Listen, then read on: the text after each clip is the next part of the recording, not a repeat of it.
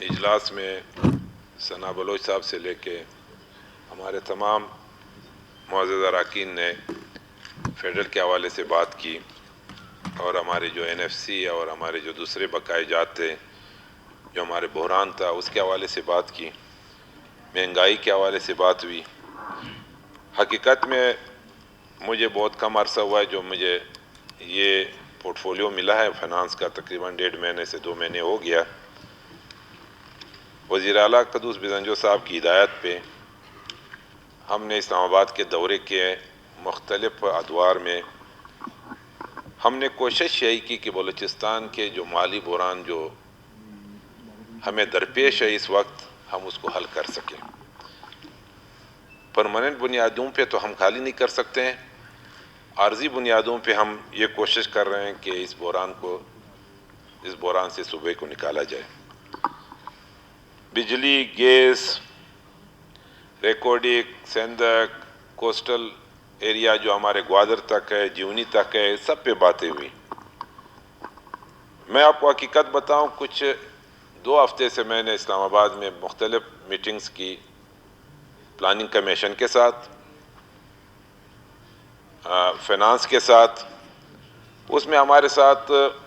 Chairman senate کا اگر میں ذکر نہ کروں، صادق سنجرانی صاحب نے جو ہمارے ساتھ اس میں مدد کی، اور انہوں نے ہمیں اسحاق ڈار سے ٹائم لے کے اس میٹنگ میں وہ خود بھی موجود تھے، ہمارے ایکٹنگ گورنر صاحب بھی موجود تھے۔ یہاں تک میں آپ کو بتا دوں کہ چیف منسٹر قدوس بزنجو صاحب نے خود اتنا دل برداشتہ ہو کہ مجھے یہ کہا کہ جی اگر یہاں پہ ہمیں بحران سے نہیں نکالا جاتا ہے تو پھر ہم اس اسمبلی میں کیوں بیٹھے ہوئے ہیں؟ اس اسمبلی کو ڈیزالو کر دیتے ہیں۔ پنجاب ڈیزالو ہو گیا، پختونخوا ہو گیا، تو بلوچستان اسمبلی کو بھی ختم کر دیتے ہیں۔ یہی میسج میں نے آگے بھی وفاق کو پہنچا دیا۔ وفاقی وزیر فائنانس اسحاق ڈار کو میں نے یہی کہا، بیٹھے ہوئے تھے، چیئرمین صاحب بھی بیٹھا ہوا تھا، میں نے کہا اگر ہمارا اپنا حصہ ہمیں نہیں ملتا ہے، ہمارا جو پروٹیکٹڈ اماؤنٹس ہے جو NFC کے حوالے سے یا ہمارے جو بقائے جات ہیں وہ اگر نہیں ملتے ہیں تو ہم تنخواہیں بھی نہیں دے سکتے ہیں، تو پھر ہمارا بیٹھنا تو فضول ہے اس اسمبلی میں۔ یہ صحیح ہے کہ ہم یہ سمجھتے ہیں کہ پورا پاکستان جو ہے آج مالی بحران سے گزر رہا ہے۔ جناب اسپیکر صاحب، حالات تو یہ ہے کہ جب ہم نے ان سے ملاقاتیں کی، میں مختصراً یہ بتا دوں کہ ہمارے جو 21-22 کے جو ہمارے NFC کے 15 ارب روپے تھے جو بقائے تھے ان کے پیچھے، انہوں نے کہا کہ میں ان کو تھوڑی سی تفصیل مختصراً دے دوں۔ 15 ارب روپے 21-22 کے ہمارے وفاقی حکومت کے مد میں ان کے پیچھے آتے تھے، انہوں نے ہمیں 31 جنوری کو 10 ارب روپے ریلیز کر کے دیے۔ پھر میں وہاں بیٹھا ہوا تھا، میں نے ان کو کہا کہ ہمارے NFC میں جو آپ نے کٹ لگایا ہوا ہے، NFC میں ہمارے ہر مہینے میں 2 قسط اگر آتے ہیں، اگر ہمارا 15 ارب روپے بنتے ہیں تو آپ لوگ 10 ارب بیچتے ہیں، اگر 10 ارب بنتے ہیں تو آپ 8 ارب بھیجواتے ہیں۔ تو پہلے تو ہمارے وہ بقائے جات آپ پورے کر کے دے دیں جناب اسپیکر صاحب کہ ہمارے وہ جو تنخواہوں اور پینشن کے جو حالات ہیں اس کو کم از کم عمل کر سکیں۔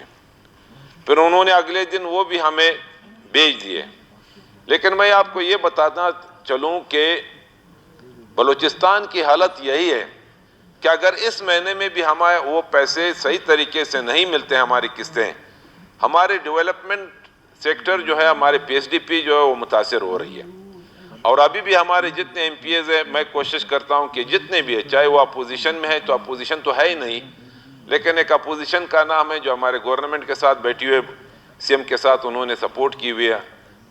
میں کوشش کرتا ہوں کہ کسی کو شکایت نہ ملے، کیونکہ ہم سب کو وہ متوازی حق حاصل ہے، چاہے وہ منسٹر ہو چاہے وہ MP ہو۔ جتنا فنڈز ایک منسٹر کو مل رہا ہے یا منسٹر کے ایریا میں جو خرچ ہو رہا ہے، یہ نہیں ہے کہ منسٹر کو مل رہا ہے یا MP کو مل رہا ہے، ہر علاقے میں ہم اس کو برابری کی بنیاد پہ وہ فنڈ وہاں پہ خرچ کر کے دے دیں۔